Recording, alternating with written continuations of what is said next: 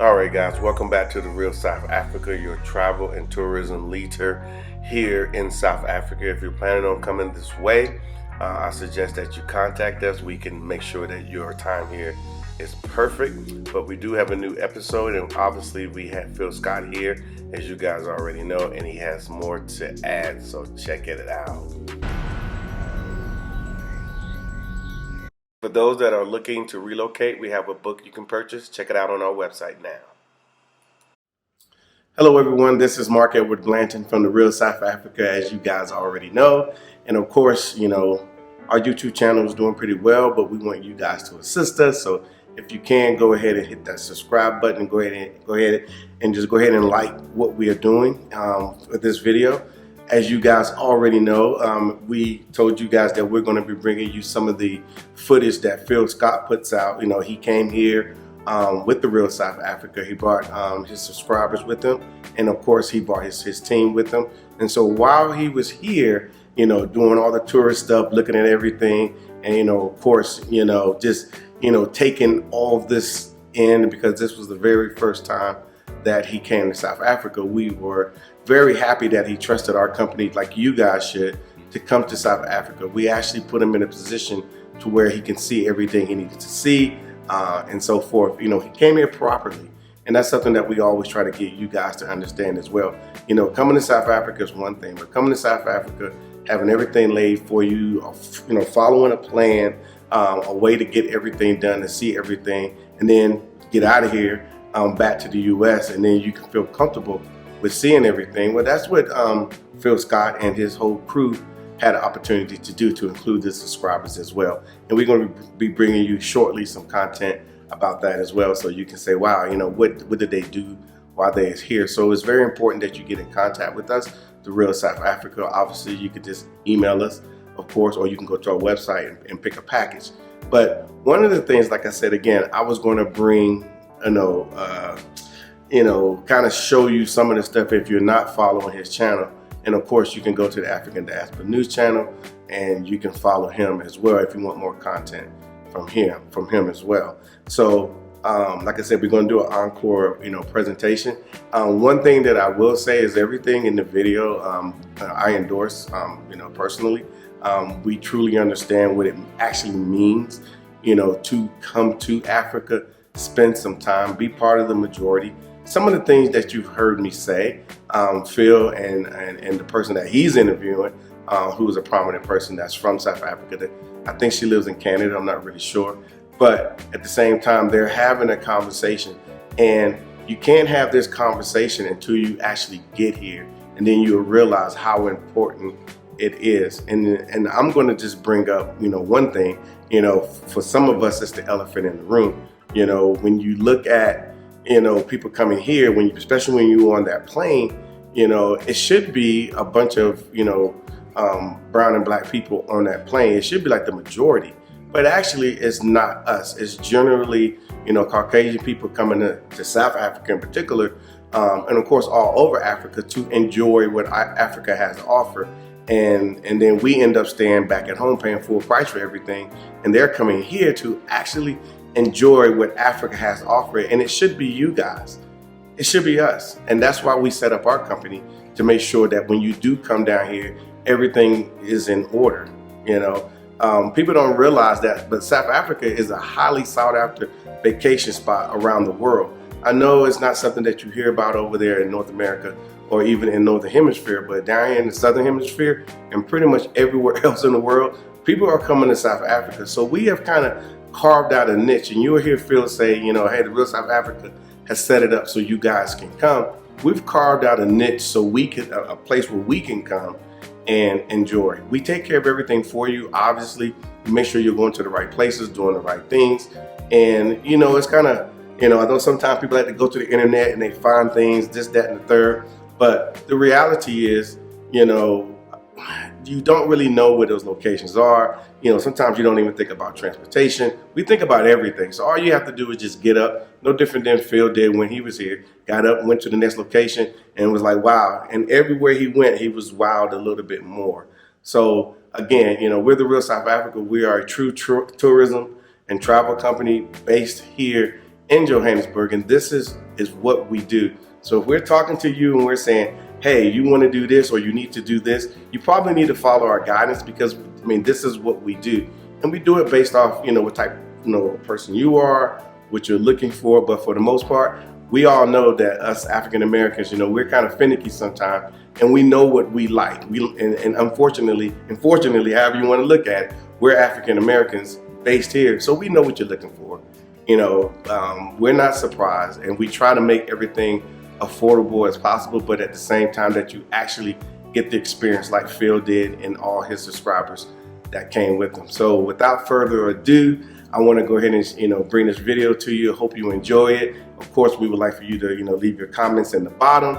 We always go back and read them, and of course, like I asked you before, which you should have already done, you should have go ahead and subscribe to the Real South Africa, because this is a true grassroots movement for all of us to be able to have a place here in Africa that we can come and visit on a regular basis.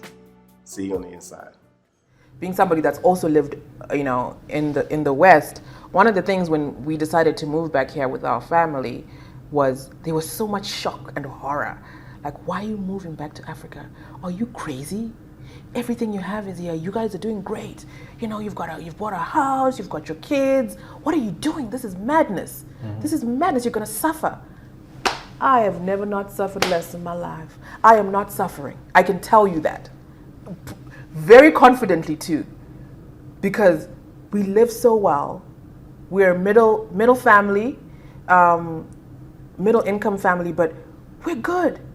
Our children are in private school. I would have never been able to do that if I lived overseas still. Should have just gone to the public school down the road, because that's what we do, because I got to drop you off on my way to work. And like, we're busy. We're busy out there, I would have never been able to have a helper. We have a helper in our home. I actually have 2 helpers, might I say. I can afford that here, where I can have somebody help me in the home, help me to clean, help me so I can do other things. She's doing the cleaning, she's doing the laundry. Our house is never a mess. You'll never find a dirty sock on your way out the door. Not since I moved here. Maybe when I lived overseas, maybe, laundry takes a couple of days. About the West. You live there in the West, right? I know from just being there and just every day being reminded that you're black, right? Mm-hmm. How was it for you dealing with stress there? Because for me, it's constant stress, and living in the West, especially if you're black, you're going to have some form of mental health condition. 100%. Due to but how was it for you? I agree completely with what you said, and part of the reason we moved was because of stress, right? We just had our second baby, and I was like, I just don't see a way out here. Like, for us, it was like, we've got no support. All our family is here. What are we doing? Like, can we just go home?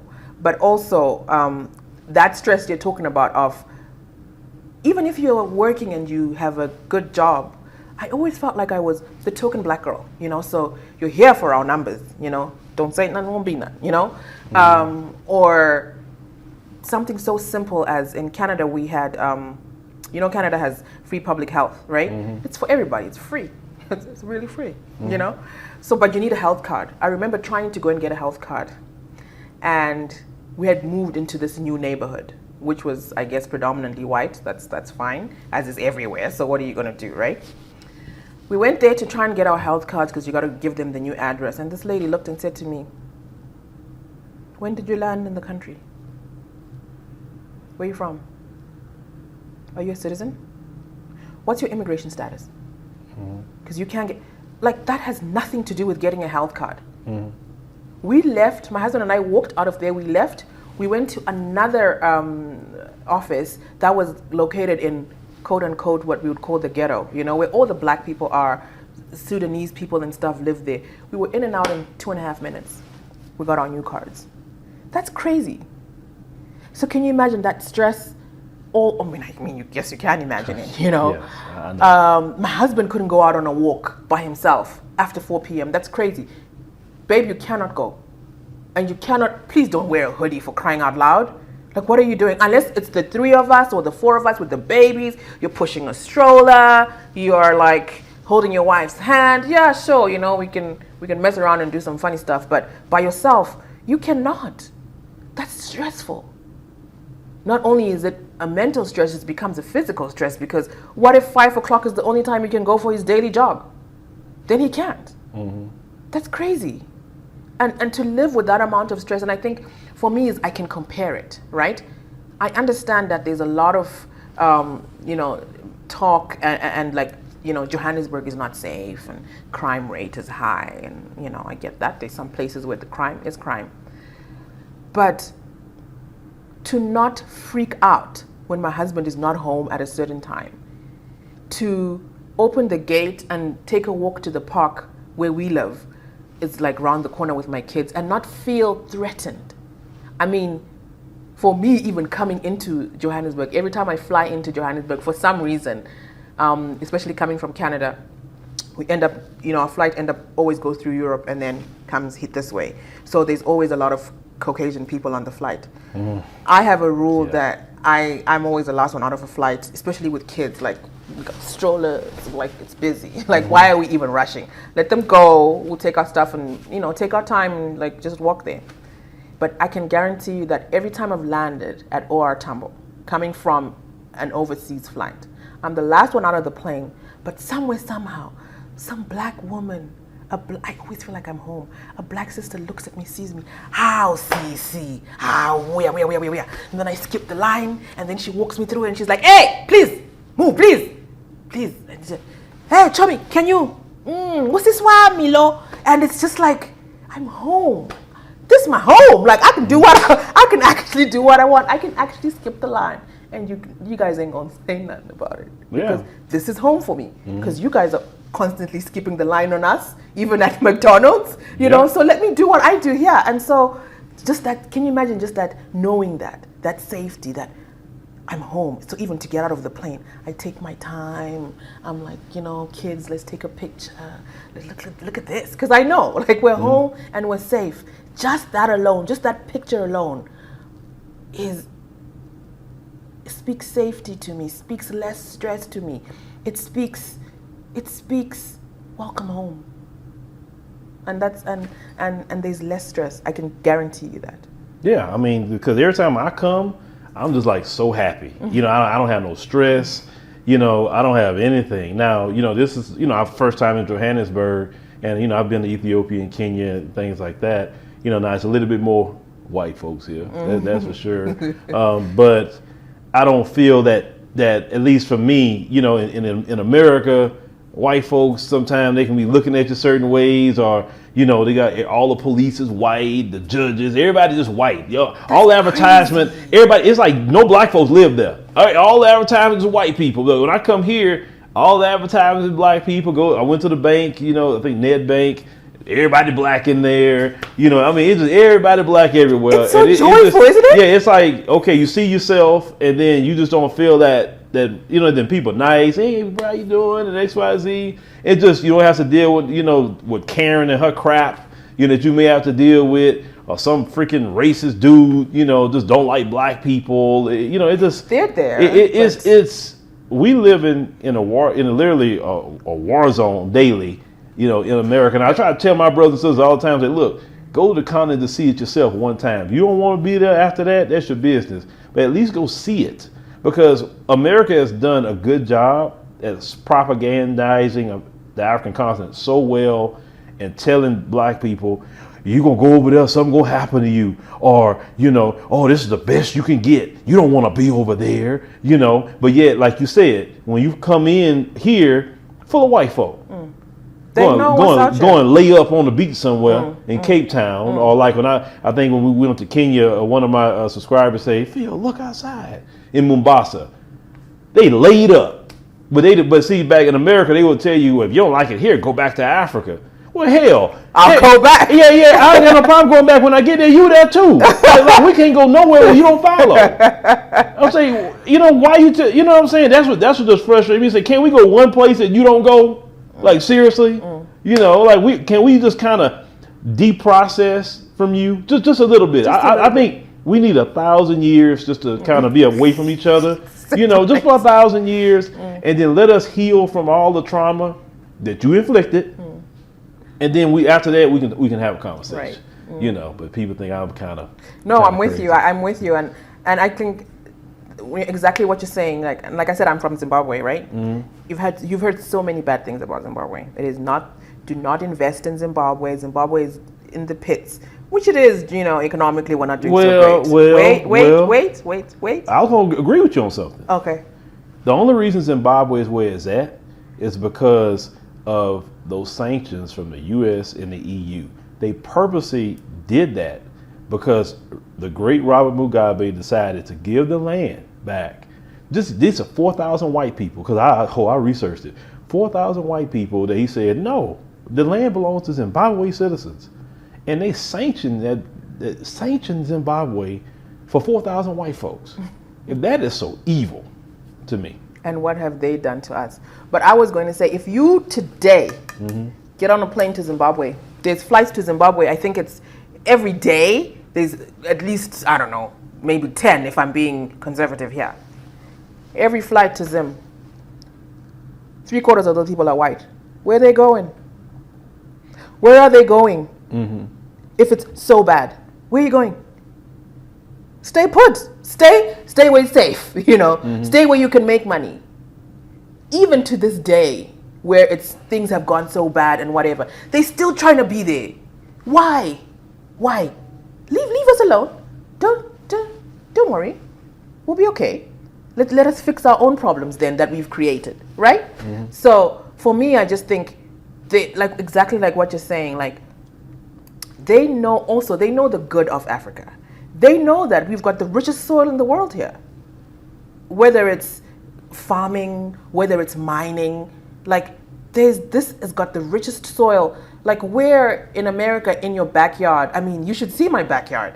We have all sorts of vegetables and growing out of there. I'll never buy a tomato in my life. And it's just my random gardening with my nails, which isn't so great, right? That speaks to how rich the soil is. It's not me. They know that. That's why they are here. And that's why they're not leaving. I will leave before they leave. I can guarantee you that. If they're here and they've tasted it. And that's why it's so important to encourage black people overseas. Come home. Come to Africa. We will love on you so hard. Never mind the fact that you're black, but we can tell you that you're not from here, right? We can tell just your stature or your accent or the way you are. So we're even going to love on you harder. Because we're like, oh, they don't know this. They don't know that black people serve in banks, really, They don't know that. They don't know that CEOs in this country, it's black people. Not all of them, but they're coming up. You don't know that you can have your whole legal team, Mpofu and Moyo and black guys, they're fighting for your justice. Really. If black Americans had black people in their legal team fighting for their justice, would the jails really be so full? Would they? Well, as long as the white supremacists is in control of any country, black people are going to suffer, period. It don't matter if you're in America, the Western world, period. We didn't create this, but they created a relationship where it's a weird relationship because they hate us. It's clear that they hate us, but they can't stay away from us. And that's a question I never can get answered from one of them. If we are so bad, right? If you just don't like black people, it's always a problem with black folk. Why do you always come around? We can go in this corner and say, okay, cool, you don't want us over there? Cool, we're going to go over here. And here you come. Yeah. One or two of y'all showing up and then you look like, what's going on? Well, I'm not like them. I agree with you. I have some black friends. Yeah, I got some black friends. I got black people in my family. Just if there was a mass exodus of black people out the West, say, you know what? We out. We leaving. Them white folk would be following right behind us. Well, why y'all leaving? I don't know what's going on, but I'm leaving too. They just, they can't stay away. I'm like, Europe's over there. Can we be here? You know what I'm saying? It's cold over there. But they want to get mad when you say that, but it's the truth. Because I don't want to be around people that don't like me.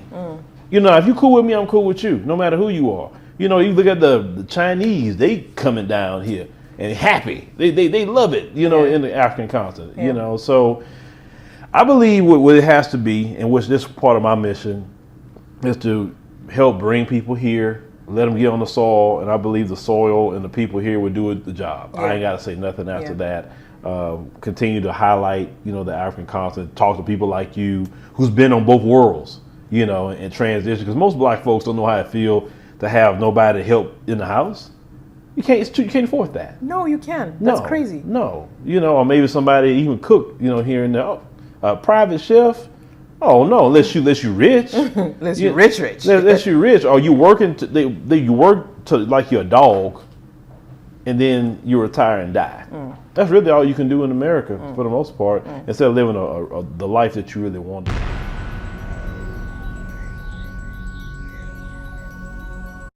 Thank you so much for spending time with us today. If you like what you saw, please subscribe and don't forget to hit the notifications button so you don't miss out on all things The Real South Africa. Thanks again.